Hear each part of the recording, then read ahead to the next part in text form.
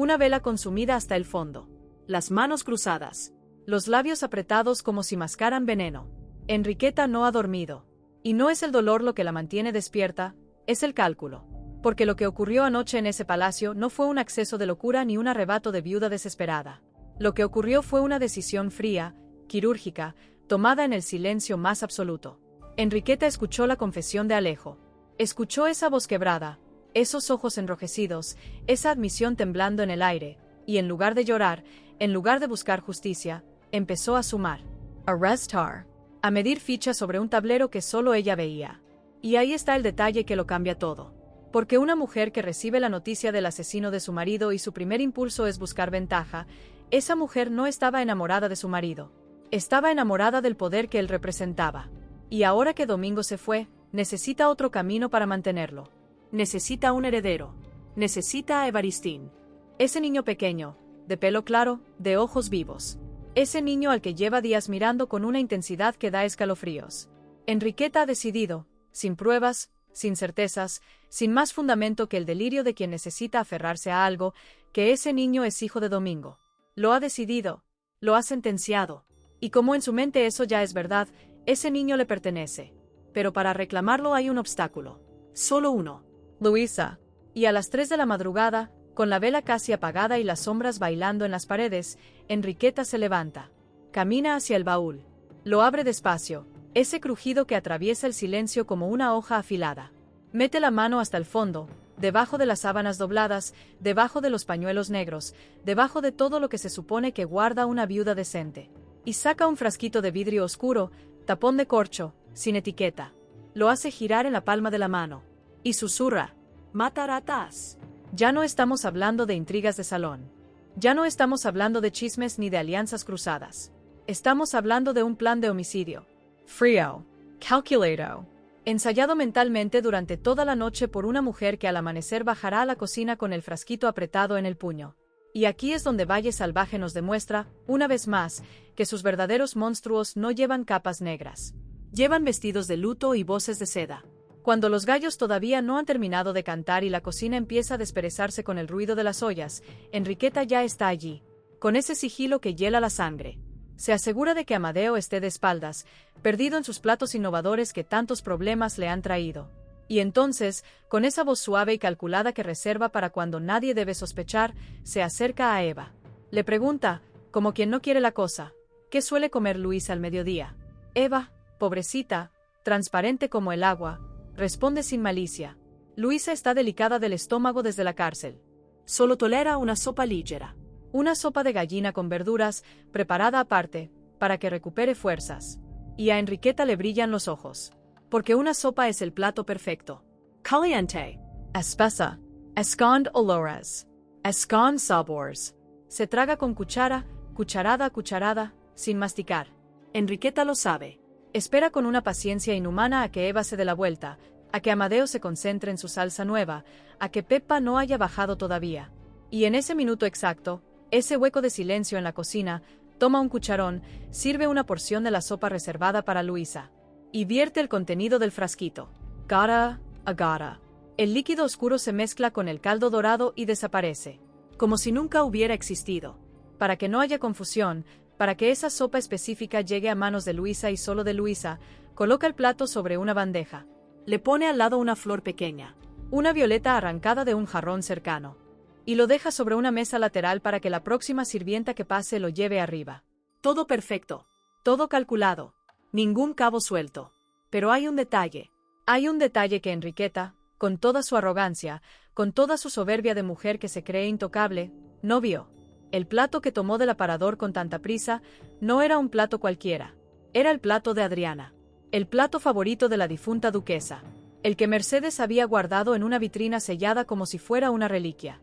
El que tenía el borde dorado finísimo, con motivos grabados en la cerámica. El que nadie, absolutamente nadie, tenía permiso de usar. Una mujer que se cree perfecta, que se cree dueña del juego. Y comete un error de principiante porque la prisa y la soberbia caminan siempre de la mano. Y en ese valle, los niños ven lo que los adultos no quieren ver. Porque justo cuando la bandeja está sobre la mesa esperando su destino, quien pasa por la cocina a buscar un vaso de leche es Pedrito. Ese niño que ha crecido demasiado rápido. que ha visto demasiado, que enterró demasiado. Pedrito mira la bandeja, frena en seco. Sus ojos se quedan clavados en ese borde dorado como si lo hubieran reconocido antes incluso de procesar el pensamiento. Pregunta en voz alta quién sacó ese plato. ¿Para quién es esa sopa? Enriqueta, todavía cerca, en la puerta de la cocina, se gira como si la hubieran pinchado con una aguja. Su cara cambia en una fracción de segundo. Fuerza una sonrisa. Se agacha a la altura del niño. Le suelta una mentira improvisada con esa voz dulzona que pone cuando quiere envolver a alguien. Que hay muchos platos parecidos. Que él se confunde por la pena. Que no es el plato de Adriana. Pero Pedrito no se traga ni una sola palabra. Porque Pedrito ayudó a Mercedes a guardarlo entre lágrimas el día del velatorio. Porque Pedrito conoce ese plato mejor que su propia mano. Se queda mirando a Enriqueta con una mirada que no es de niño. Y a Enriqueta se le atraganta algo por dentro. Se aleja sin contestar. Pero no olvida. Y aquí me detengo, porque si han estado atentos como yo, ya se han dado cuenta de algo. En Valle Salvaje, una y otra vez, son los niños quienes terminan siendo los testigos clave. Pedrito ha visto sufrir a Adriana, ha visto el dolor de Bárbara, ha visto cómo se llevaban a Luisa a la cárcel y nunca ha olvidado nada. Su mirada inocente es la más afilada del palacio. Mientras los adultos se enredan en traiciones y alianzas, Pedrito mira los detalles. Hoy ese detalle es un borde dorado. Y va a salvarle la vida a una mujer. Si todavía no te has suscrito al canal, este es el momento perfecto para hacerlo, porque lo que viene ahora es la escena más impactante de todo este capítulo, y no querrás perderte ni un segundo de lo que sigue. Pedrito se aleja fingiendo creer la mentira, pero no prueba el vaso de leche. Está pensando. Y mientras su cabeza trabaja, Peppa baja a la cocina, agarra la bandeja sin sospechar nada, sube los escalones con la sopa humeando, la Violeta moviéndose con cada paso, y entra al cuarto de Luisa con una sonrisa. Luisa la recibe con esa gratitud humilde de las personas buenas. Le pide que se quede un rato. Se sienta a comer. Toma la cuchara, la hunde en el plato, la levanta despacio. Peppa frunce el ceño. Algo huele raro. Un olor metálico. Como a hierro viejo. No es el olor habitual de la cocina de Eva. Luisa le quita importancia. Cree que es alguna especia nueva de Amadeo. La cuchara sube. Se acerca a sus labios. El veneno a milímetros de su boca. Y entonces, pasos rápidos en el pasillo. La puerta se abre de golpe. Pedrito. Sin aliento. Con los ojos llenos de una determinación que no es de niño.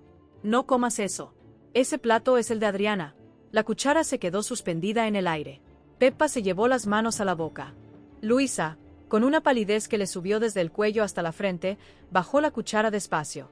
Miró el plato como si lo viera por primera vez. Y ese borde dorado, ese borde que había pasado desapercibido, se le clavó en la vista como un puñal. Lo reconoció. Recordó a Adriana usándolo. Recordó a Mercedes recogiéndolo con manos temblorosas. Recordó la promesa de que ese plato no volvería a salir de su vitrina. Y en ese instante de reconocimiento, una sospecha tan oscura le cruzó la mente que casi le dio vergüenza pensarla. Si el plato no debía estar fuera. Si alguien lo sacó sin permiso. Si llegó hasta sus manos por esa sopa que olía a hierro viejo. Entonces esto no era un descuido. Era una trampa. Y Luisa, que después de todo lo vivido ha aprendido a no fiarse ni de su propia sombra, no gritó. No lloró. No corrió a denunciar nada. Dejó la cuchara con un cuidado de relojero dentro del plato. Mandó a Pedrito que se quedara en silencio. Y le pidió a Peppa que bajara a la cocina a averiguar una sola cosa. ¿Quién había servido ese plato? Solo eso. Nada más. Mientras Peppa bajaba, Luisa hizo algo que me dejó impresionado. Cogió la bandeja con cuidado milimétrico, la deslizó debajo de la cama, cubrió todo con el faldón de la colcha. Esa sopa intacta, ese plato dorado, ese veneno disimulado en el caldo, se convirtieron en ese instante en la prueba más valiosa que Luisa jamás tendría en las manos. Abajo, Peppa intenta disimular. Habla del menú, comenta el tiempo, se acerca a Eva con la mayor naturalidad que puede fingir. Y le pregunta por el plato del borde dorado. ¿Quién lo sirvió? Eva, transparente como siempre, responde sin dudar. Ese plato lo sirvió Enriqueta en persona. Ella misma lo cogió. Ella misma lo puso sobre la mesita. Ella misma lo revolvió antes de dejarlo listo. A Peppa se le va el color de la cara de golpe. Porque Peppa ya no es la inocente que llegó al valle hace meses. Ha visto a Enriqueta rondar a Evaristín con esa intensidad que no es de tía. Ha escuchado a Luisa susurrar las preguntas extrañas de la viuda sobre el bebé. Y de repente todas esas piezas sueltas encajan con una precisión que hiela la sangre. Si Enriqueta cree que Evaristín es hijo de Domingo, Si lo quiere reclamar como heredero. Si ella misma sirvió esa sopa con sus propias manos. Lo que casi pasó en ese cuarto de arriba no era una simple comida. Era un intento de asesinato. Y para cerrar el círculo, Amadeo suelta de pasada, sin mala intención, que esa mañana vio a la señora Enriqueta bajar por las escaleras de servicio apretando un frasquito oscuro en la mano. Sin etiqueta. Pensó que era un perfume. Pero la señora lo apretaba muy fuerte. Peppa no necesita escuchar más. Sube las escaleras de dos en dos. Las manos le sudan. Tiene un nudo en la garganta. Solo piensa en llegar antes de que Luisa cambie de idea y pruebe la sopa por curiosidad. Pero cuando entra al cuarto, Luisa ya está de pie. Completamente vestida. La bandeja envuelta en una sábana entre los brazos. Lista para actuar. Peppa le cuenta todo atropelladamente. Y Luisa solo asiente. Sin temblarle un músculo. Le dice a Peppa que cuide a Pedrito, que lo mantenga lejos del pasillo de Enriqueta. Y después, sin una palabra más, sale con la bandeja escondida bajo el chal. Directo al cuarto de Atanasio. Porque Atanasio ha estudiado. Conoce medicinas, hierbas, mezclas peligrosas. Es la única persona del palacio en la que Luisa puede confiar para identificar lo que tiene en ese plato. Lo encuentra junto a Matilde. Le pide hablar a solas. Descubre la bandeja. Le pide que huela la sopa. Atanasio se acerca. Frunce el ceño. Acerca la nariz al borde del plato. Y se aparta de golpe como si le hubieran dado un puñetazo. Se queda blanco. Mata a ratas. Le dice que no hay duda posible. Que ese olor metálico y dulzón al mismo tiempo es inconfundible. Que la cantidad que detecta es altísima. Que con 2 o 3 cucharadas habría sido suficiente para matarla en minutos. Sin antídoto. Sin salvación. Y que nadie habría sospechado un envenenamiento, parecería un colapso del corazón. A Luisa se le ponen los ojos en blanco. No de desmayo. De una rabia fría, glacial, que le sube desde el estómago. Silenciosa. Contenida. Mucho más peligrosa que cualquier grito. Porque una cosa es sospechar, otra es tener la confirmación. Dicha con esas palabras tan claras, alguien dentro de ese palacio quiso quitarle la vida. Y eligió para hacerlo el plato que era de Adriana. Como un mensaje extra. Como una burla cruel. Como una manera de dejar claro que en Valle Salvaje las criadas son desechables, y que si hacen demasiadas preguntas, pueden terminar igual que la difunta duquesa. Luisa tapa el plato de nuevo. Le dice a Atanasio que esto no se va a saber por ahora. Que ella va a actuar sola. Atanasio le ruega que avise a Rafael, que llame a la guardia. Pero Luisa lo mira con una determinación que ya no es de criada. Es de madre defendiendo a su hijo. De amiga vengando a Adriana. Le dice que primero quiere ver con sus propios ojos la cara de quien pretendió darle muerte. Después, dice ella, ya habrá tiempo para los gritos. Y aquí, permítanme leer entre líneas. Porque lo que estamos viendo no es solo una venganza personal. Es la primera vez en toda la novela que una sirvienta se atreve a actuar como igual frente a una señora del palacio. No corre a buscar a un duque para que la defienda. No se esconde. No pide permiso. Toma la prueba con sus propias manos y va sola a enfrentarse cara a cara con quien quiso matarla. Eso es un terremoto silencioso. Porque Valle Salvaje siempre nos ha mostrado un mundo donde las criadas obedecen y las señoras mandan. Hoy ese orden se rompe. Y la primera en romperlo es Luisa. Mientras Luisa camina hacia el cuarto de Enriqueta con el plato envenenado bajo el chal, en ese mismo palacio hay una mujer que ya ha descontado la muerte. Enriqueta, después de servir la sopa, después de mandarla discretamente, después de escuchar a Peppa subir con la bandeja, está frente al espejo.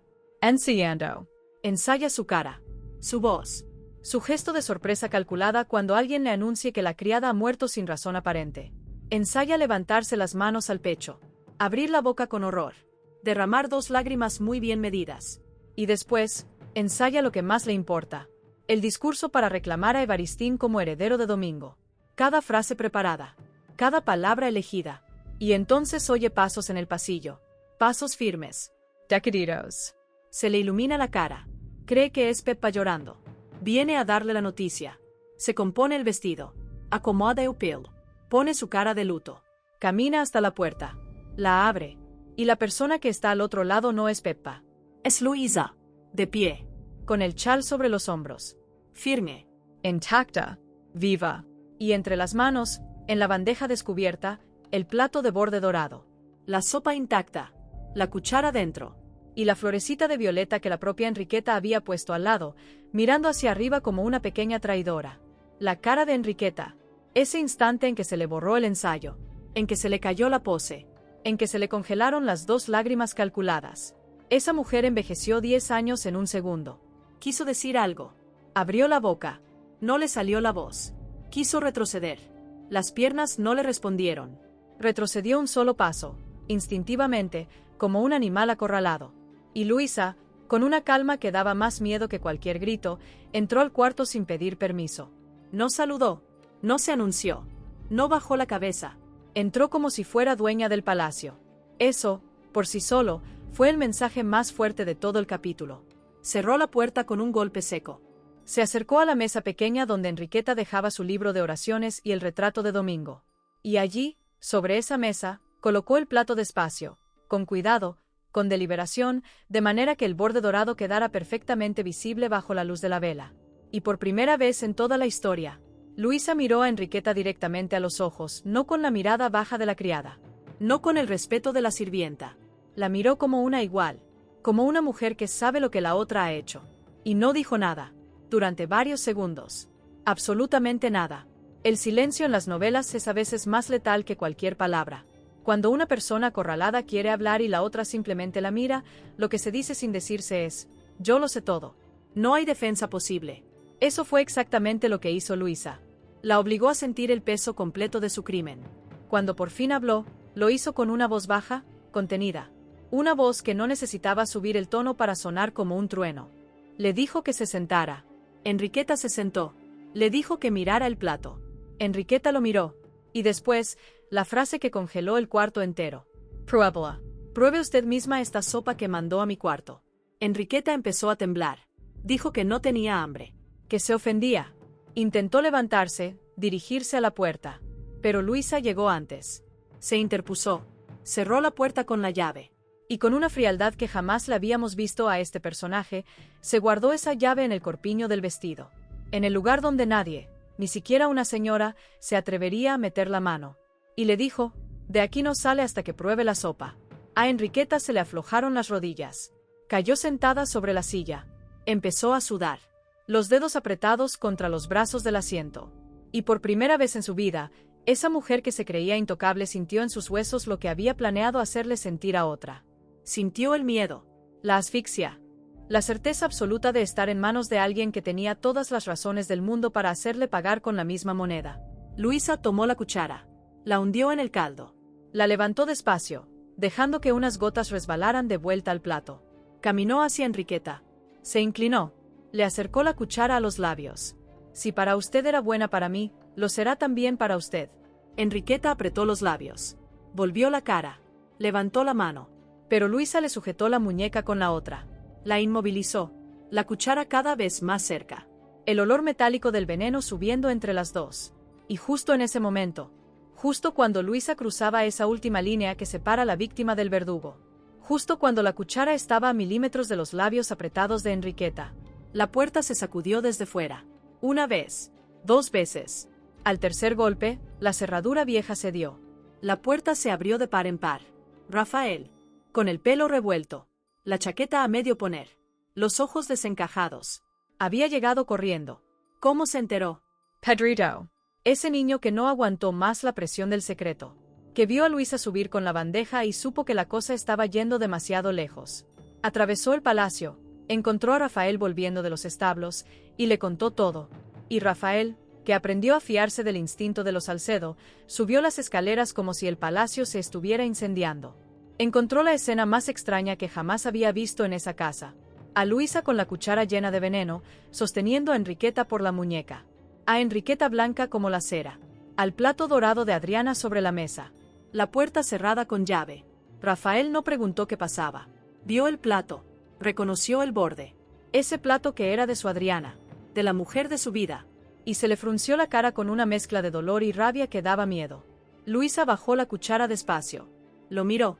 Y con la voz temblando de adrenalina, pero entera, le dijo: Don Rafael, esta mujer me mandó esta sopa para matarme. Le puso veneno y eligió el plato de su difunta esposa para hacerlo. Si tiene dudas, que la pruebe ella delante de usted. Rafael se quedó en silencio. Miró a Enriqueta. Y a Enriqueta le pasó lo peor que le puede pasar a un mentiroso. No le salió ni una sola palabra de defensa. Quiso decir que era una calumnia. que la sirvienta estaba loca. La lengua se le pegó al paladar. Porque cuando uno mira a los ojos de Rafael Gálvez de Aguirre con una culpa así encima, no hay actuación que valga. Rafael se acercó. Tomó el plato con sus propias manos. Pasó el dedo por ese borde dorado. Se le humedecieron los ojos. Y después, con una calma que daba más miedo que cualquier grito, miró a Enriqueta y le dijo solamente: ¿Me va a explicar usted qué está haciendo el plato de mi mujer en sus aposentos, lleno de veneno? Enriqueta cerró los ojos. La cabeza cayó hacia adelante.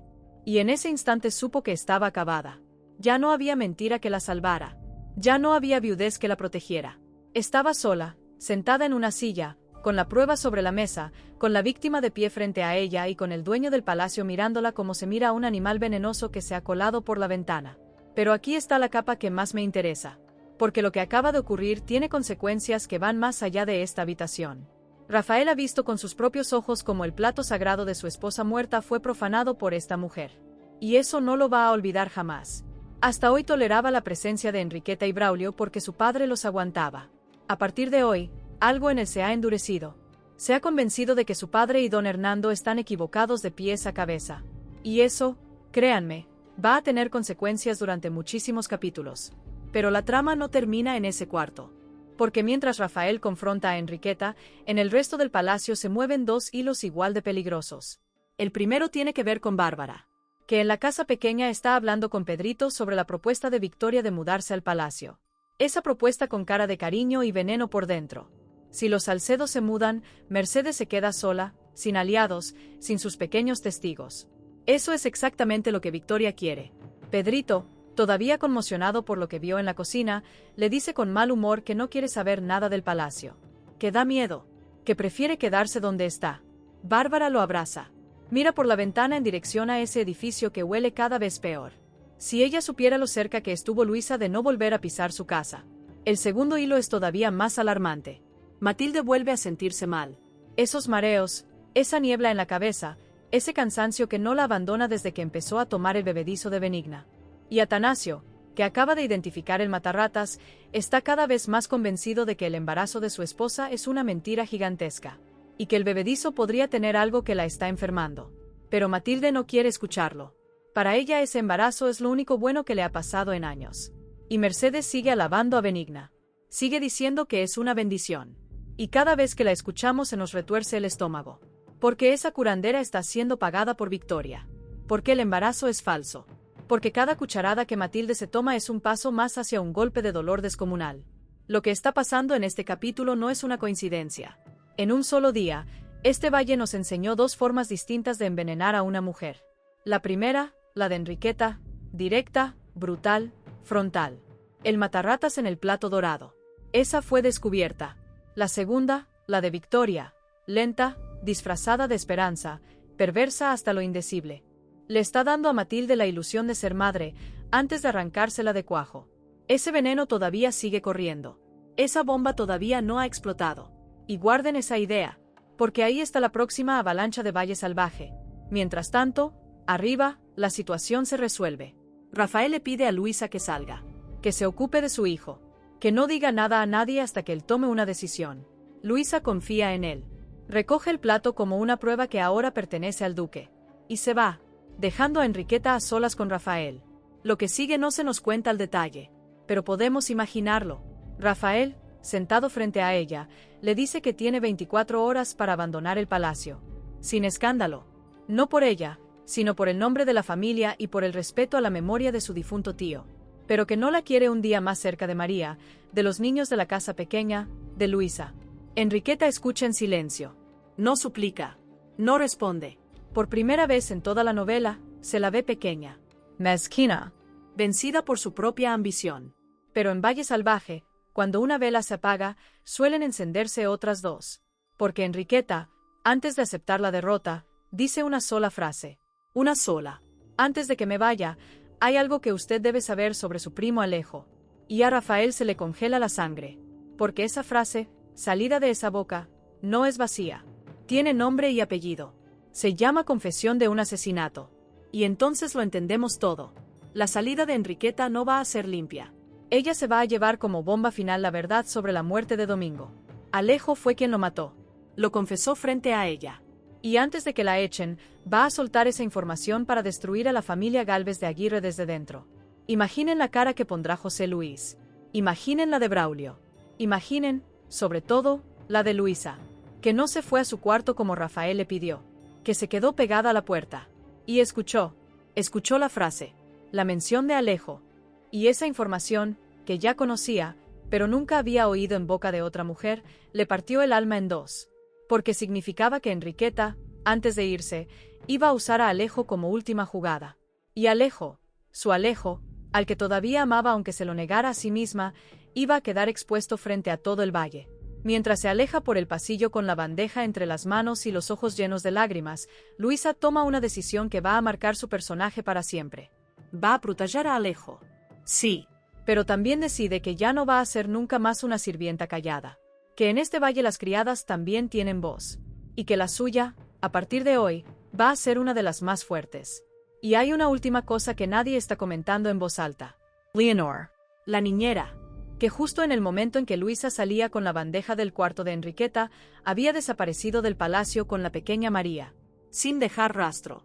Nadie sabe dónde están. Cuando piensen en este capítulo, no piensen solo en una sopa envenenada. Piensen en un palacio que empieza a oler a culpa. En un Alejo que está a punto de ser expuesto. En una Matilde que sigue tomando bebedizos creyéndose embarazada. En una Bárbara que mira por la ventana sintiendo que el viento trae malos presagios. Y sobre todo, piensen en esa Luisa nueva, transformada, que ya no va a permitir que nadie le quite a su hijo, ni a su hombre, ni su dignidad.